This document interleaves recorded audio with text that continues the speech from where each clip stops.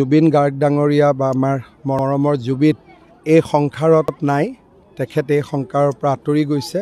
এই মাত্ৰই ফোনটোত আছেই পবিত্ৰ মাৰ্ঘেৰিটা ডাঙৰীয়া, তেখেতে মোক জনাইছে যে জুবিন গাৰ্গ ডাঙৰীয়া বা আমাৰ মৰমৰ জুবিন এই সংসাৰত নাই, তেখেত এই সংসাৰৰ পৰা আঁতৰি গৈছে।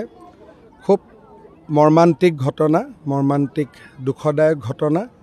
আজি আমি বিজেপি দলে আজি গধূলিও আমি নিৰ্বাচনী প্ৰচাৰ নকৰোঁ। মই এতিয়া খালি গুমাত গৈ মানুহখিনিক নমস্কাৰ কৰি মই গুৱাহাটীলৈ তুৰন্ত উভতি যাম। তেখেতৰ সৎকাৰ বা কি ধৰণে আমি তেখেতক আনো, গোটেই কথাবিলাক গুৱাহাটীত গৈ আমি আলোচনা কৰিম। অসমবাসী ৰাইজৰ লগতে মই সমগ্ৰ অসমবাসী ৰাইজৰ হৈ কি ক'ম, দুখৰ ক'বলগীয়া একো শব্দই নাই, শব্দই বিচাৰি পোৱা নাই। এটা মৰ্মান্তিক ঘটনা, জাতিৰ অপূৰণীয় ক্ষতি, জাতিৰ এটা অমূল্য সম্পদ আমি হেৰুৱাই পেলালোঁ।